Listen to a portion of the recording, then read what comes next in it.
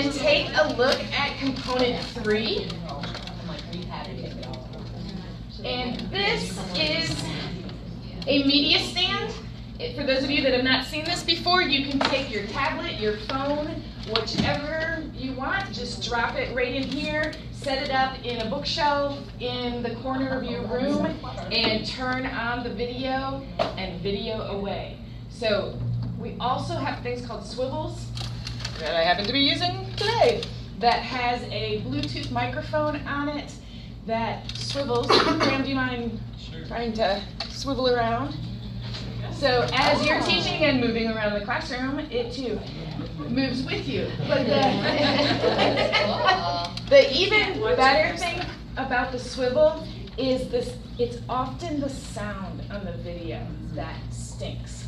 And having the swivel necklace, if you have your smartphone set up on the shelf and you have it plugged into the swivel, you can be over here, crouched down, having a one-on-one conference, and the mic's with you. And so it comes out incredibly clear, whereas there's no way you would get that.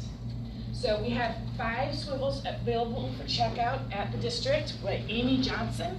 She's in LMS.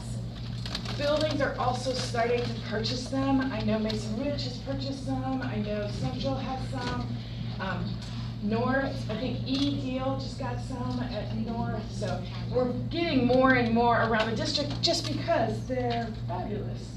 Another way to think about these is if you have any students that are going to be gone for an extended time or are home ill for an extended time, checking one out just to keep that is really been a powerful tool. So lots of different uses, but you don't have to have the fancy swivel. You can literally put your phone in the media stand. So a little present for you.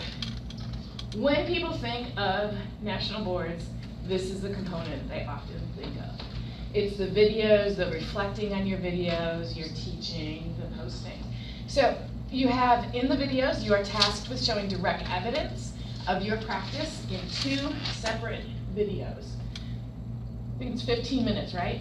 15 minutes, no interruptions. They don't want any start and stop. There's no editing and fancy transitions. And you are allowed 1 stop, if 2 stops. You are allowed 2. I'm going to defer to Lee because his mind is like a steel trap with these kinds of details.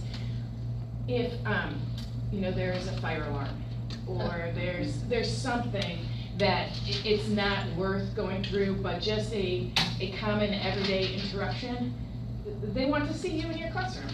You have common everyday interruptions every day in your classroom.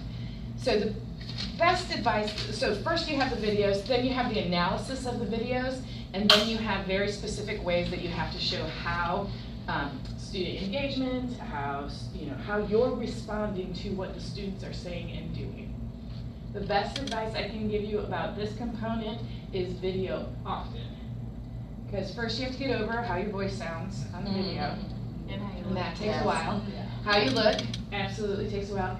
And then get the kids to the point where they're not goofballs, dive bombing, and just acting like kids in front of a camera.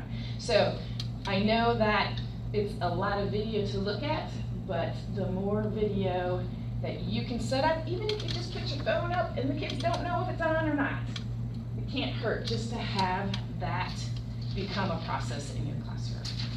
There's no better reflection tool than actually seeing yourself on video, because it's the one thing you can never see when you're teaching.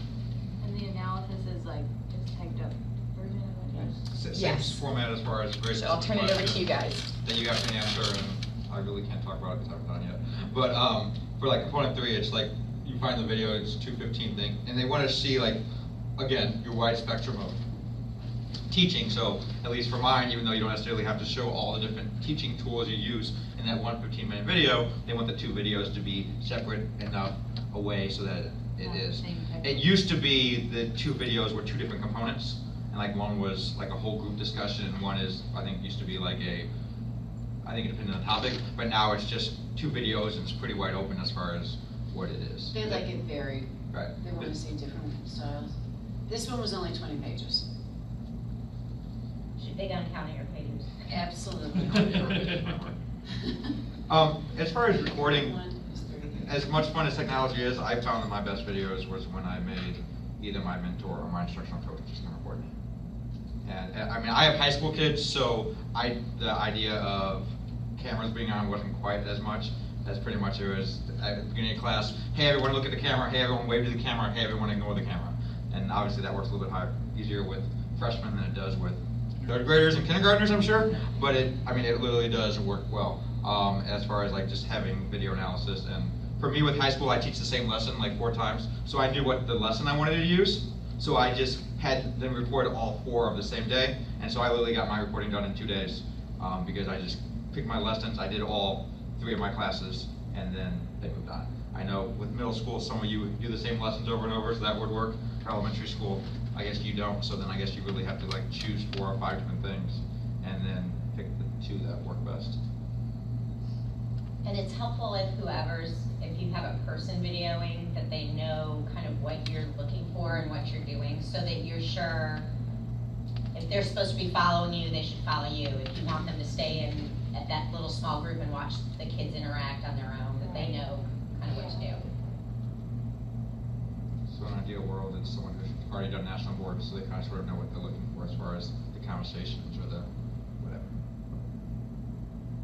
Katie, have you done the video yet? I have. Okay, what would you say? This was my favorite one to do, if I had to pick one. My reasoning behind it was, for me, this is the opportunity for them to see your community. And I'm a 2nd grade teacher, even though I'm doing middle as I like my little guys. But to see your community, to see you teaching, like this is your way of being like, look how awesome I am. I can do all these things, I do all this stuff all the time, and I'm gonna tell you why, and it's gonna be amazing. So like, you're writing about whatever you record. Why did you walk over to Timmy and stand behind his desk? Well, obviously because Timmy gets out of his seat a lot, and that's your way of keeping him in his seat. You write that. Like, it's just, I felt like it was the easiest because you just write what you do. Why did you question those kids? Well, you wanted them to have deeper thinking. So you said that, you say that. And it's really, there's 2 videos again, and your component instructions will tell you, like, mine had to be a whole group and a small group, but I was able to like do whole group, small group, whole group, small group, and it'll tell you all like the nitty gritty stuff you have to do. But getting the right video is impossible. So if you're like, oh, this is gonna be perfect, no, because Tommy's gonna throw a pencil across the room and it's gonna run the video. Or you keep that in and you say, this is why Tommy threw a pencil across the room, and you explain it. This is what I did. Yeah, in and response. he has an IP, and as you can see, the SSD teacher, you just talk about it.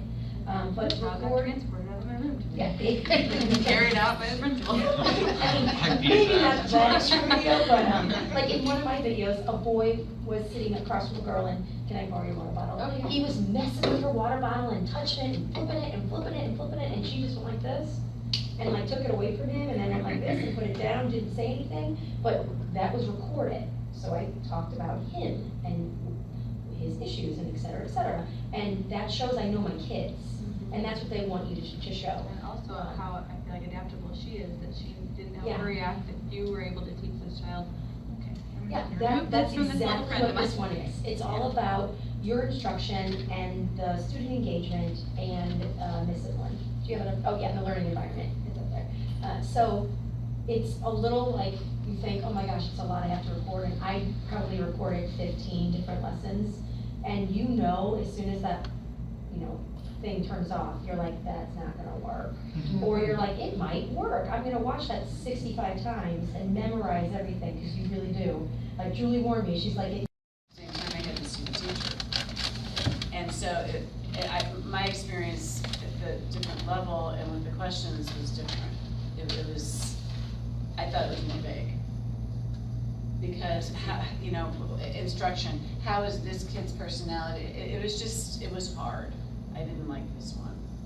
But if you guys get your stuff in the summer, then you have all of fall and all of spring to pick your kids. And so you would be able to video later in the year. yeah, like my first video I recorded in January. Yes. Because we didn't get the instructions until December anyway. Yeah. And my second one I recorded in April.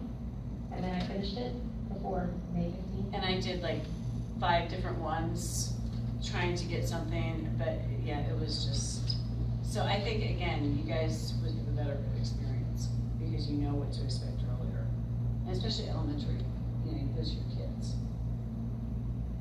Not that mine aren't my kids, but, you know, you know them all day long, yeah.